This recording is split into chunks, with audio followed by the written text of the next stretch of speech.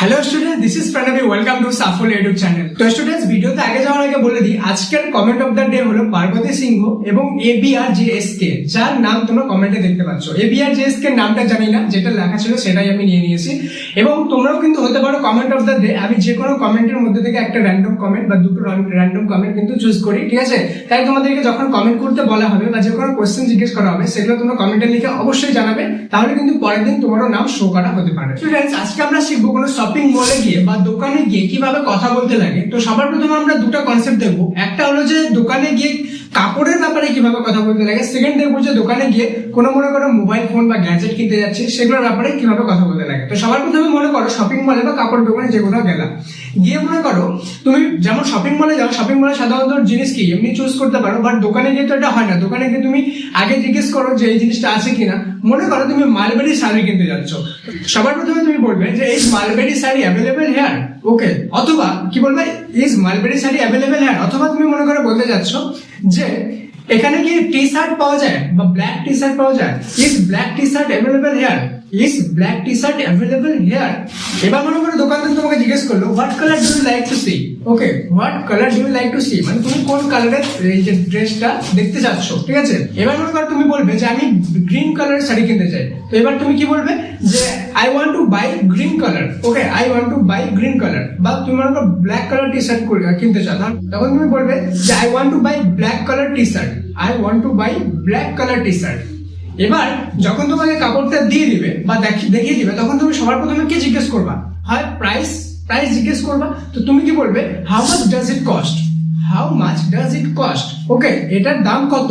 এবার মনে করো দোকানদার তোমাকে বা শপকিপার তোমাকে XYZ একটা প্রাইস বললো। এবার তুমি কি বলবে যে এটাতে কি কোনো ডিসকাউন্ট অ্যাভেলেবেল আছে, is there any discount for this, is there any discount for this, বা is there any discount on this, এই জিনিসটার উপরে কি কোনো ডিসকাউন্ট অ্যাভেলেবেল আছে, is there any discount on this. এবার মনে করো তুমি চাচ্ছ যে এর মধ্যে আরো ভ্যারাইটির কাপড় দেখতে, ঠিক আছে? আরো অনেক রকম কাপড় দেখতে। এবার তুমি দোকানদারকে কি বলবে, does it have more variety, does it have more variety, okay? মানে এর মধ্যে কি আরো বিভিন্ন ধরনের কাপড় আছে। এবার মনে করো তোমার যে কোনো একটা কাপড় পছন্দ হলো, তো তুমি কি বলবে I want to buy this one, I want to buy this one, okay? মানে এটা আমি কিনতে চাই। এবার মনে করো তুমি বলছো যে এটা আমার জন্য প্যাক করে দাও, could you pack this for me please, could you pack this for me please, এটা কি আপনি আমার জন্য প্যাক করে দিতে পারবেন, ঠিক আছে?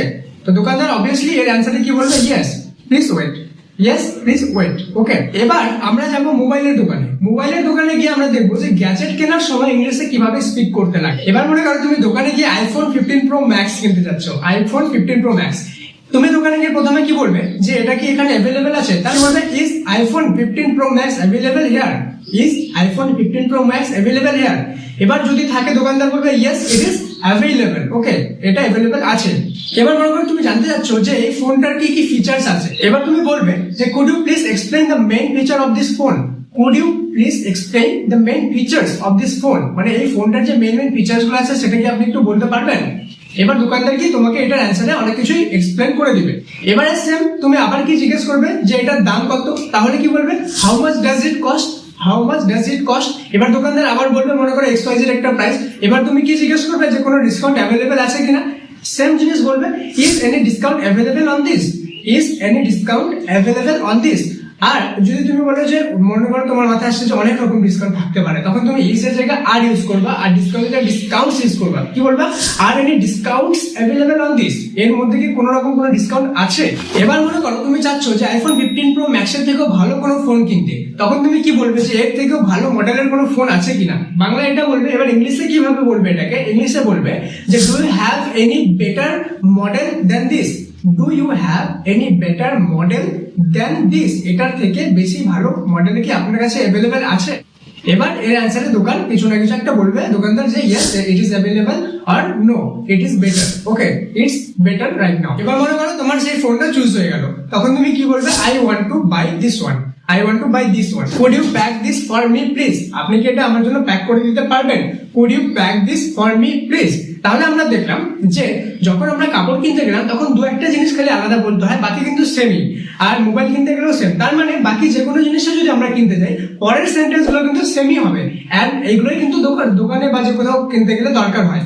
ফার্স্টে কয়েকটা মডেল বা সাইজ এইসব জিনিস খালি ডিফারেন্ট হবে, তাহলে কিন্তু আমরা খুব সহজেই শিখে গেলাম কিভাবে শপিং মলে বা যে কোনো দোকানে গিয়ে ইংলিশে স্পিক করতে হয়। ভিডিওটা কেমন লাগলো, তোমাদের ভালো লেগে থাকলে অবশ্যই লাইক করে দাও, আর কমেন্টে লিখে জানাও যে তোমরা কি এরকম শিখছো, তোমাদের ইংলিশ স্পিকিং জার্নিটা কেমন হচ্ছে, ইমপ্রুভ হচ্ছে কিনা, আর কি বেটার করতে পারি আমি তোমাদের জন্য। আমি কিন্তু তোমাদের কমেন্টের অপেক্ষায় রইলাম।